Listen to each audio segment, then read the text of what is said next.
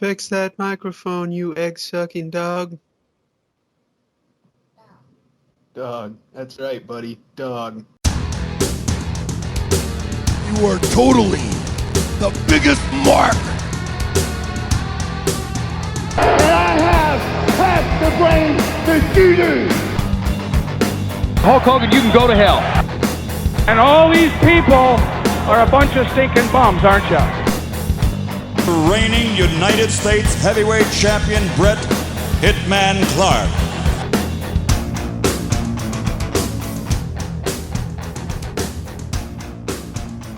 Hey everybody out there, welcome to Late to the Nitro Party. We're going to be doing a special report for Great American Bash 1996. We're going to be reviewing it, letting you know what's going on in between Nitros on the pay-per-views.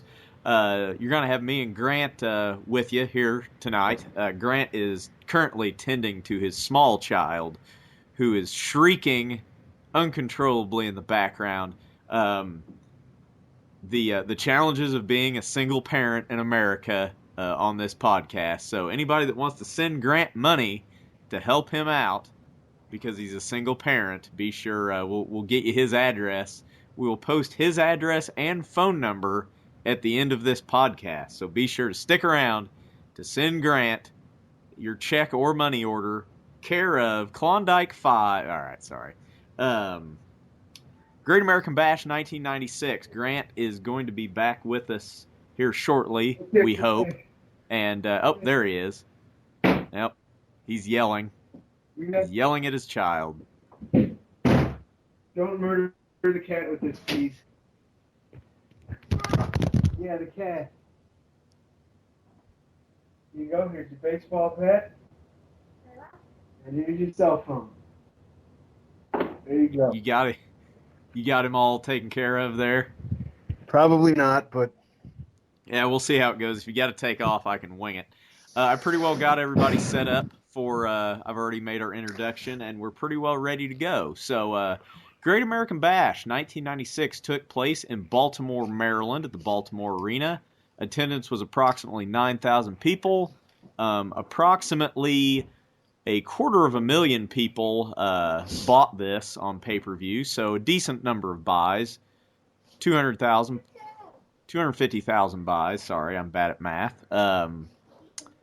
So yeah, it took place on June 16th, 1996 from Baltimore, Maryland. So, starting off, Great American Bash 1996, we have the Steiner brothers, favorite of the show, versus Fire and Ice, one of which is the favorite of the show, and the other of which Grant can't stand. So, Fire and Ice versus the Steiners.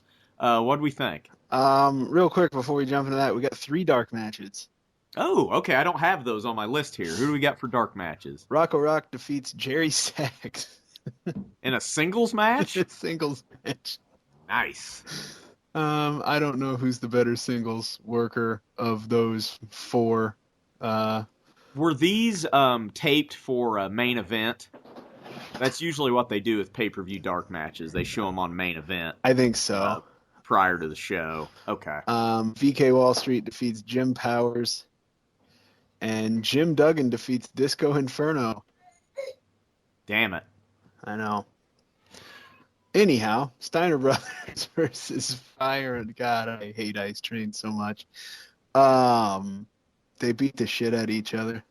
It's what we've come to expect from these 4 guys is just 4 hosses suplexing each other and running into each other at full speed, beating the tar out of each other. It's pretty awesome. Yeah, I wish they would. I think if I'm running the book or have influence at this time, I don't know what I'm doing with Ice Train, getting him a janitor position at Turner Tower and breaking up Harlem Heat, maybe put Stevie Ray in there with Scott Norton. Ugh. Well, you're not getting any better work out of Stevie Ray. I think he's better. No, I think he's better. Ugh. I kind of disagree with you. That's how much I dislike Ice Train. Wow, that's a strong statement. One thing I will note, this match is pretty good for the most part. Finish is kind of botchy with Scott trying the Frankensteiner on Scott Norton. Norton. These guys aren't doing a lot of cardio. Let's not kid ourselves. Well, Norton's not the guy to be trying to Frankensteiner on. Yeah. The finish should have been the top rope Doomsday Bulldog that they do. And Ice Train breaks up the pin, or one of them breaks up the pin, and then they go right into the Frankensteiner spot, which is the finish. They just Norton can't really get over for it like you need to, so it looks pretty botchy. Other than that, this match was everything we've come to expect from these four guys. Pretty awesome. Yeah, and he might have been able to pull it off fresh. Norton and Ice Train are both pretty big, heavy guys, so it doesn't take a whole lot of time to blow yourself up. It's a 10.5-minute match, so. 10 minutes, 29 seconds, so. My notes also state this is for the #1 contendership of the WCW World Tag Belts. Okay. Did they mention that on the commentary? I don't think the commentators announced it. I think Penzer announces it. Okay, I missed that when I was watching it. Well, that's one of the things in WCW. From what I don't remember if it gets any better how it is. One of the things I've noticed, it seems like in the WWF, they always did a really good job of letting you hear Howard Finkel announce what was happening before the commentators jumped on board. And in WCW, they're way too busy plugging whatever the hell else is going on in the pay-per-view and in the company. So you missed some match stipulations. Yeah, I think so. Things of that nature. Gotcha. Second match we've got for the WCW United States Heavyweight title, who, if you don't remember, is the #1 contender to the world title, and Conan has yet to get a title shot. Conan defeats El Gato in 6 minutes, 3 seconds. El Gato is probably the most generic creator wrestler name I've ever seen. This is Pat Tanaka in a mask, if you didn't know that. One half of the Orient Express. Good worker, member of Bad Company with Paul Diamond in the AWA. Pretty standard Conan match. Conan about murders him a couple times with just super stiff / botchy stuff. Pretty standard match. Conan win. I can't remember how Conan wins though. What's he do? Shit. What's his finisher? He uses or doesn't he just hit a power bomb and then flip over like a jackknife pin and wins? Yeah, it seems like it has some stereotypical Hispanic name attached to it though. Not a lot, really. This match was neither good nor bad. It's an okay match. Tanaka's Elgato is stupid. Why can't he just be Pat Tanaka? I mean, there's maybe 9 people that would have known who that is and got excited, but Elgato's, nobody. It's your. Well, all Elgato is a tiger mask. It's a tiger mask on a guy in karate pants. Right. It's pointless. It does nothing for the live event. You might get into it because it's a good match, especially on TV. But if you're middle of the arena seats and back, you have no idea who this is. You don't care. Yeah. They would have been better off to put Disco Inferno in that spot or VK Wall Street or somebody they at least one of the dark match guys. El Gato in for a one shot, and Pat Tanaka sticks around as a job guy for the next few months, but and they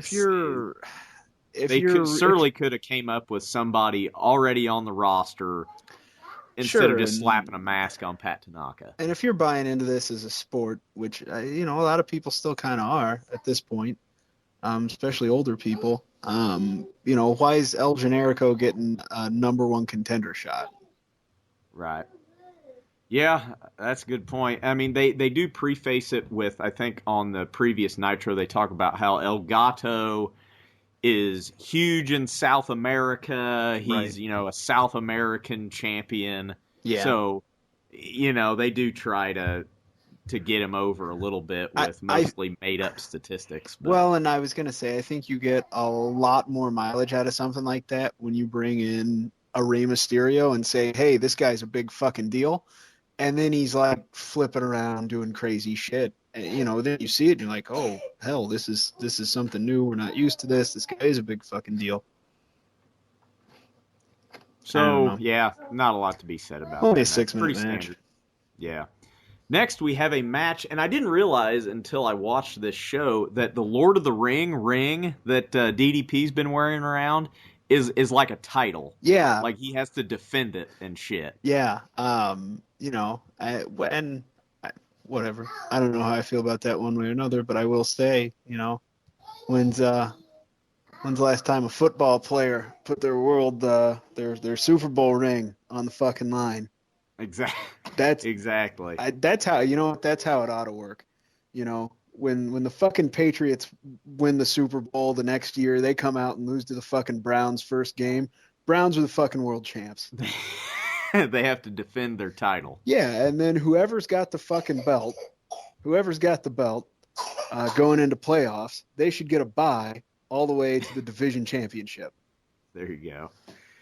Oh boy! Here's the bullshit thing. I don't care if they don't fucking do that, but every goddamn time they say, "Oh, and here we've got the Cavaliers, the defending NBA champ." They're not fucking defending shit. They're not defending that title. How are they the defending champions? Hey, we just talk about wrestling here. They're last year's champions, and here we've got fucking DDP with a ring, and he's defending that thing. So, a match for the Lord of the Ring title, Diamond Dallas Page defeats Marcus Alexander Bagwell in 9 minutes, 39 seconds. This is a pretty good match. DDP carries it. Yeah. Bagwell, man, I just didn't realize how limited this guy was in the ring. He's kick, punch, drop kick, maybe throw a crossbody in there, but that's about it. Yeah. I mean, he's got a great look. He's got a great body and shit for the business, but, come on, man, mix it up a little bit. His style, if I had to describe him, his style is he's Sting light. A little bit. He kind of flies around, moves a little bit like Sting.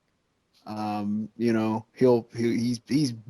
bigger than a luchador or a cruiserweight guy, but he'll pop up in the air, no problem. Moves real well. He just has a real limited moveset. It's maybe throw like a backdrop in there. He's got a fisherman suplex for a finisher that we never see. Right. I like the finish to this match. Bagwell goes for the fisherman suplex. DDP holds the rope. Diamond Cutter over. Yeah. See you later. Diamond Cutter is pretty much at the height of its power and now. Nobody gets up for that thing. And they're mentioning nobody gets up. That DDP every week is working on learning how to throw it from different spots, from different positions. They're really selling it, which is kind of. I don't know if they know what's in store for Page yet, but it's very rare that you see someone selling good qualities for a heel. They talk about his work ethic. It's getting to be like when he hits it in this match, at least the people on the hard camera, the move's getting over. Yeah. People, because it's something new, it's something, oh man, nobody kicks out of it. It's a match ender. And it looks good. It's pretty flashy. Yeah, especially for that day and age. Yeah. So the move's getting over, even though DDP's still technically a heel. Yeah. Side note on Buff Bagwell, he's not known as Buff yet, I guess, officially, but he was on a couple weeks ago. He was on Chael Sonnen's podcast. Oh boy. And Chael Sonnen is a Buff Bagwell mark. Really? Which is hilarious. And then Sonnen, 2 weeks later, is on Jim Ross's podcast. And both these podcasts, I've listened to them pretty regularly. They're super entertaining. But Chael the whole time is just pushing JR to spill the beans. What's the conspiracy against Marcus Alexander Bagwell? Oh, yeah, because, it's a conspiracy. Oh, that's awesome. So what Jim Ross have to say? Did he just deflect it? No, Jim Ross says the same, and he's commented on it before. He said, they brought him in. It was along with the rest of the talent. He worked a match that he had a not great match with Booker T. Right, that's the famous match where they tried to do the WCW TV show. Yeah, and Bagwell does mention, he says, if you watch all of his matches, the best matches he's ever had are with Booker T. The next week they were in Atlanta, I think, and that's what he said, why the hell didn't you guys wait a week? But Jim Ross basically says that creative and writing staff they didn't have anything for him. They didn't have a good angle. big influx of talent at the time. You know, I'm sure they weren't in love with keeping hold of WCW talent anyhow. But yeah, Chael just keeps pushing him. Come on, what was it? And then there's Grant, your mic's getting a little muffled. I don't know what's going on there, but it's a piece of shit. okay. Just letting you know, it's kind of sounding a little scratchy on you. Anyone out there gets the time, both those podcasts are worth a listen. So DDP over Marcus Bagwell, 9 minutes 39 seconds to defend his Lord of the Ring title, championship, whatever you want to call it. Next we have probably what I would say is the second best match of the night. We have Dean Malenko versus Rey Mysterio Jr. This is Rey Mysterio's debut with the company for the WCW World Cruiserweight title. Dave Meltzer gave this match 4 stars. I think this is the best we've seen Malenko so far. Malenko looks good. Malenko goes over Mysterio in 17 minutes 50 seconds. This match told a good story. You have the wily veteran Malenko taking on sort of the newcomer in Mysterio, who's big in Mexico, but this is his first time on WCW TV or pay-per-view.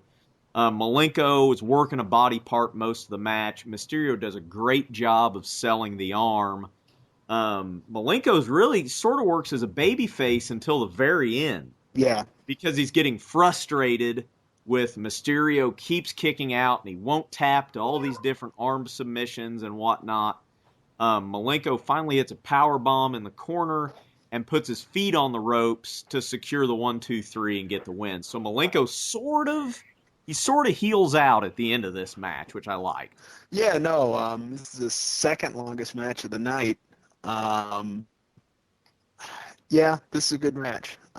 There are, in my opinion, 3 really good matches in this event. This is definitely one of them. These two they have good chemistry. They, it's one of the few matches where Malenko is, the bigger guy. So he can do big guy stuff, but he can still move because he's not John Tenta. So, no, you get a traditional, or what we think of as a traditional luchador here in America.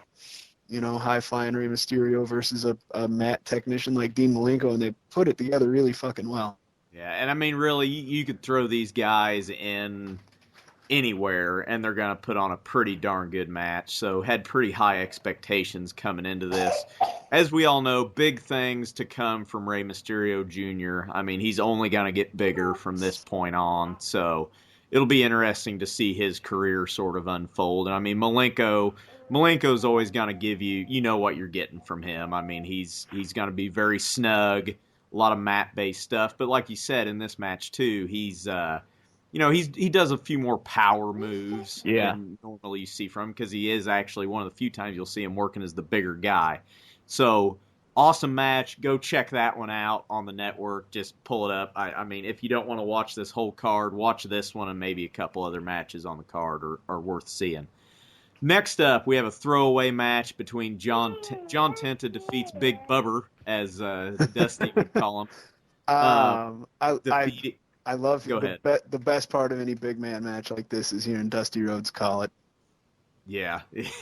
Big Bubber with Jimmy Hart. Tenta gets the win in 5 minutes, 24 seconds. They're doing this deal where Tenta got his hair cut and he gets his revenge here. So good for him. Not a whole lot to be said. General big man match. A lot of clubbiness and slow moving moves. I don't know why they don't open the show with this match. I understand why they open it more with a little bit with a more exciting type match. This is just thrown in the middle of it. My thoughts are, though, you've got, I don't know how they work, but you've got the potential with dark matches to have a real good match to get your crowd hot, or 3 good matches to get your crowd hot. You can open it up with this match, which is a throwaway match. It's going to be slow-paced. I don't think anyone's going to argue looking at the card. That's the one where you go get your popcorn. Yeah. Put that at the opening of the show, because that gives the live crowd a minute to take care of whatever, go take a piss. They're already hot from the 3 good dark matches. They get back into it, and the rest of the event's strong. Yeah. The people watching at home, it doesn't matter. You're going to subject it to them either way. And if they're watching it at home, you already got their $25. You definitely, your 2 piss break matches in this show are this one and Conan El Gato. Yeah. No doubt. I mean, those are your piss break matches. And they're both 5 to 6 minutes, so I guess that's... Right, they're the 2 shortest matches on the card. Maybe that's how long it takes to get a piss in this arena. I don't know. Speaking of Dusty Rhodes, I will say we don't have Heenan because on commentary Heenan's in the during this card. show because he is in the corner of Arn Anderson and Ric Flair in a match we'll get to here in a bit. It seems like Shivani and Dusty love giving each other shit. They do. Like, they just go back and forth and they needle each other. Yeah. But it's good-natured. No, needling. it is. It is. At one point, like, Dusty gets on Shivani because it's Father's Day. This Right. show's on Father's Day. And he gives Shivani shit for being like a sexual dynamo because he has so many kids. Yes. And you can tell like there's a lot of inside ribbing Yeah. going on between these two. It's pretty funny. I know, and at this point, I don't know how many years they've worked together, but a long time in WCW. Shivani's been around since the 80s. Since he was since the 80s. in NWA. There's a lot of good. I wish I would have written them down. A lot of good quotes, as always, from Dusty in this one. He keeps using the phrase, "I may be an old man, but then what he says after "but" doesn't have anything to do with him being an old man." I mean, Dusty on commentary is an acquired taste. I will give you that. I mean, it's not a classical announcing job, but he's entertaining enough. I get a kick out of him. Yeah, no, and he at this point is still announcing on Saturday night, I think. Yeah, I believe you're right. He does Saturday nights and pay-per-views. He's perfect on Saturday night because there's a lot of turds on there.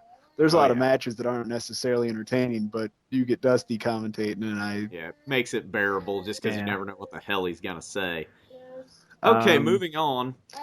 We've got a Falls Count Anywhere match. In my opinion, this is match of the night. Yeah. It's only it's 9 minutes 58 seconds, so it's only a 10-minute match. Chris Benoit defeats Kevin Sullivan with Jimmy Hart. Falls Count Anywhere match. Holy shit. I don't know that I've ever sat down and watched this match before. This was the hottest I've ever seen a crowd for a match since we started this podcast. And these guys, this is as close to a worked shoot as we've seen.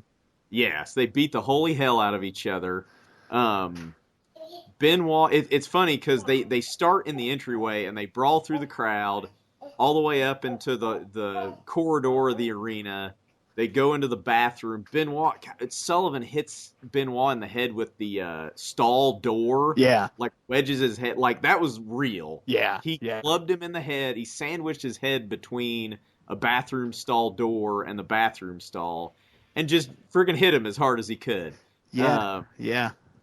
The crowd, you could tell the crowd didn't. I should say the security didn't really plan on where this was going to go too well. No, because they brawl into the bathroom, and there's a few guys in there just washing their hands, and they're like, "Holy shit, there's Kevin Sullivan." Yeah, no, there's dudes in the bathroom taking a piss. And you can tell they went out into the hallway and they're like, you got to get in here and see this because within seconds, there is like 30 to 40 people crammed into this bathroom. Yeah. And you see there's Doug Dillinger and like one Baltimore cop. Yeah. And they're like, oh, fuck. Mm-hmm. What do we do? Because these people are right on top of the wrestlers. It could have been a problem. Can you imagine if this is 1986 instead of 1996? Well, somebody would have stabbed one of them. Oh, yeah, no, it would have.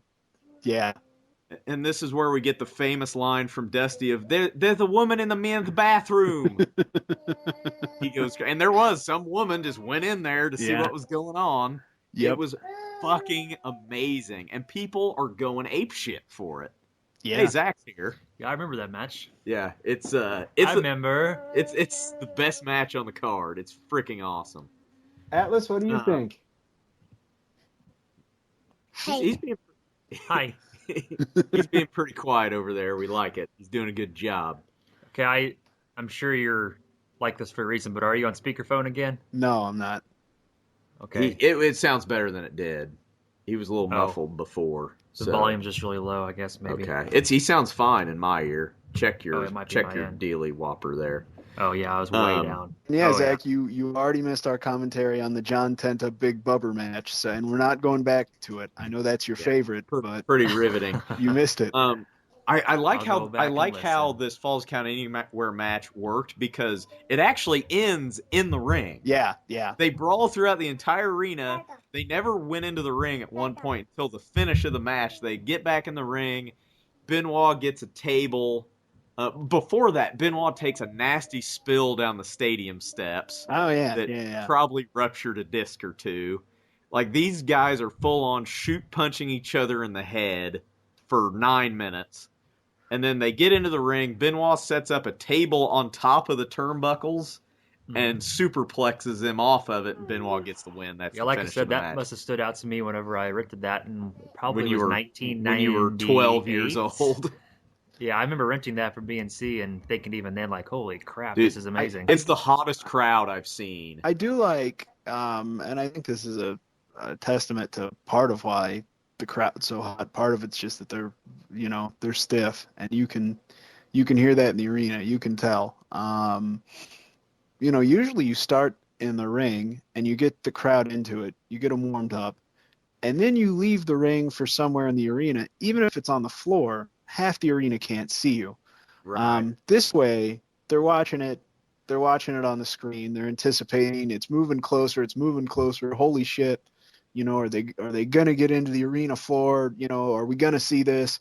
And then you work it into the ring, and it gets crazy too. Like, you bring that crescendo up and and finish it there where everybody can see, and I think that brings a lot of energy to it. It's a good when finish. They're fighting in the bathroom, you see like Dillinger's getting tangled in frickin' camera wires, and like the cameramen are trying to follow this thing around. Yeah. It wasn't quite planned out. It's like you went. could tell they didn't know what they were gonna do. Yeah. Or well, Benoit and Sullivan probably knew, but the production crew didn't they know. may not have. Maybe not.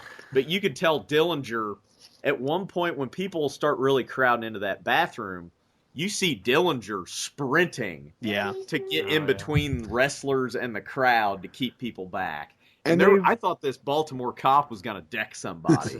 Like, this dude almost got overwhelmed. Like, it was bad. They've got the huge benefit of having Sullivan in the match. Him and Benoit do, because you're not going to get in trouble. Right, that's true. I mean, Sullivan's the damn booker. Yeah, so. who cares if it's planned?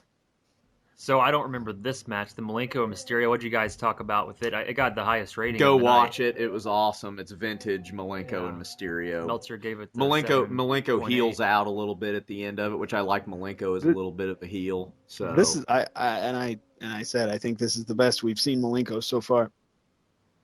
Yeah, if you're gonna watch this card, watch Malenko, Mysterio, and watch Benoit Sullivan. Well, I remember Benoit Sullivan like it was it's pretty yesterday, awesome. Malenko and Clay, maybe you can now that we're talking about it. Does he sustain a knee or a leg or a back injury within the next year or so? Malenko? Yeah, because it seems I feel like I remember him having something taped up or has some sort of a cast on. He always has neck problems, but I don't know. It's very possible. It seems like by late 97 into 98 that he slows down a lot. It's possible he sustained some injuries. It's very, very possible. And quite honestly, just like thinking back, like I always remember, respecting his ability, but thinking he was kind of boring in most matches. I watched this and it made a fan out of me. Yeah. It's pretty awesome. Go back and watch that one. So, sure. Sting and Regal. Yep, we're ready for Sting defeats Lord Steven Regal in 16 minutes, 30 seconds. Meltzer gave this match, just going back to that last match, Meltzer gave Benoit Sullivan 4 stars as well. Meltzer gives this one 3.5 stars, so pretty decent. This is a good match. This is where I watched probably the first 5 minutes of this match, and I had to go do something, and I didn't get the rest of the card watched. So, Grant, you're on your own on this one. Oh, Jesus. I'm sure it was a good match. No, these guys need, there's other shit going on in the company that stops us from happening. I walk away from this match thinking that these guys need to work a pretty long program together. Regal's, God damn it, Regal is spot on and just nailing the whole British, you know, I do remember even the very beginning of the match. God, he gets the crowd whipped into a frenzy, and you put Sting being as over as he is, and then you put a heel like Regal who can work the crowd anyway. Yeah, they get the crowd freaking going. Yeah, no, you know, and it's the same exact formula with, you know, anyone from another country, but it's really kind of in the vein that you end up seeing the Lance Storm in WCW or Canadian heel Bret Hart. It's a shame they couldn't all get together. You get an Australian in there, it'd be the the Commonwealth of Nations stable. Yeah, that would have been great. There you go. No, it's a good match. You kind of get that same sort of contrast that you do with Dean Malenko and Rey Mysterio, just in a bigger scale. You know, kind of the high flying Sting versus the maybe slightly bigger Steven Regal, who's, you know, really looking to pull him down to the mat, and I think that dynamic works really well, because people tend to boo and in the crowd not have a high, you know, opinion of rest holds, and so it kind of works out double. Number one, it's a contrast to styles. Number two, you're pulling heat on the whole match whenever the heel's in charge, because he's got rest holds, he's got technical holds. When the face rallies, then it's all these high flying moves that people are going to cheer for anyhow. The thing I like about Regal too, yeah, he'll put a rest hold on you, but he'll also palm heel you in the face really hard while you're in a rest hold. So it makes it look legitimate that he's actually trying to grind a guy down. Yeah, no, it does. And and I think this is something that you see in modern wrestling. You know, just imagine, you know, the mood of this match and of the crowd if it were opposite. Every time the guy that you're cheering for, it doesn't make sense for he's holding you down heel and not doing anything. And you know, now you see that now. You see heels, you know, you see a guy, AJ Styles couldn't get fucking heat if he tried. No. I mean, they might boo you for a minute, but as soon as you start hitting that impressive move set that's visually pleasing, you're going to get cheered. Exactly. One thing I will say, I think it's between these last two matches we get a Luger promo talking about the world title match. I will say this, Luger's trying to change up his promo style a little bit. He's very quiet. He even says, I'm not going to sit out here and scream and yell. I'm wrestling the Giant. Like, Luger's almost playing on like he's very serious. Yeah. Which you don't always get, because usually he's shouting. Yeah, no, his promos, I mean, everything about him, except for maybe his in-ring, has improved hugely since that first Nitro. So next we have the long-awaited tag team match between Arn Anderson and Ric Flair taking on Kevin Green and Steve McMichael, two former NFL football players. This fucking match got damn near 21 minutes. It did, Wow. and let me say right now, I am hitting the edit button. In Wikipedia, this match is listed as a 6-man tag. Okay. Really? Yeah. Does it have to do with there's three managers Probably on because each of side. Bobby Heenan and Randy Savage. being Exactly. Or something. Yeah. Yep, go edit that Which is a tag Wikipedia team page. That's bullshit. Good work But there, Grant. we got Heenan, Elizabeth, and Woman on the Flair Anderson side, and we have Michael, Savage, and Green, Tara Green. Kevin Green's wife. So maybe yeah. someone that was just quickly editing that. Somebody saw didn't know those what they people was and- doing. Basically, this match is nothing but a long con to have Steve McMichael join the Horsemen. Yeah. That's all it So was. he turns on Kevin Green. Why they want to turn on Kevin Green, I have no idea. It's not like he's a wrestler. Yeah. Because he's going to go back and play football here in a month or so. And Steve McMichael is now a member of the Horsemen. They screw Kevin Green. That's pretty well what we need to What know was about Savage's this role match. in this? He was their trainer. Or did he have a role Manager. in the match itself? Oh, I don't know. Grant, do you remember? He comes in and throws some leather. I'm sure there's some sort of schmoz aspects with Savage. It's your traditional WCW. I don't He have wasn't. any, I don't have any notes on this, but He wasn't it wasn't banned from anything Baltimore Arena spectacular. for some No, reason. he just couldn't wrestle. Oh, okay. He can manage, but he couldn't wrestle. They do state, though, however, he is reinstated because the fans demanded it. So the next night on Nitro, he's going to be back. So for the last month and a half, nobody gave a shit. Nobody wanted to see Randy Savage, so they kept him out. I see. So after this match, we probably get the most important thing of the night, which isn't even a match. We get a promo with Kevin Nash and Scott Hall with Eric Bischoff. Where is this where Bischoff announces the 3-man team for WCW for Bash at the Beach? He announces that there will be, but we're not going to know who it is. We don't know who yet until the next night on Nitro because they got to get those ratings. I remember this. What leads to Nash power bombing Bischoff off the stage? Because they refuse to tell him who's on the WCW team. Okay, and he gets pissed. Scott Hall tells him not to be jacking them around, and then they power bomb him. So that's really the lasting image from this pay-per-view is Bischoff taking that power bomb. However, unfortunately, after that spot, you have the crowd going fucking ape shit. Then you're making a big ask of Luger and Giant to come out. The crowd is dead for the main event because how do you top that? You're asking these two guys to go follow a holy shit moment in the main event, and it really falls flat.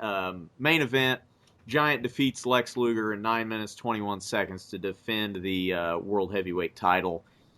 I mean, it's really a shame that the card ends on this match. There's not a lot that can be said about it. It's pretty standard. Giant wins via choke slam, and I'm sure Jimmy Hart shenanigans throughout. So I don't know anything to add on that.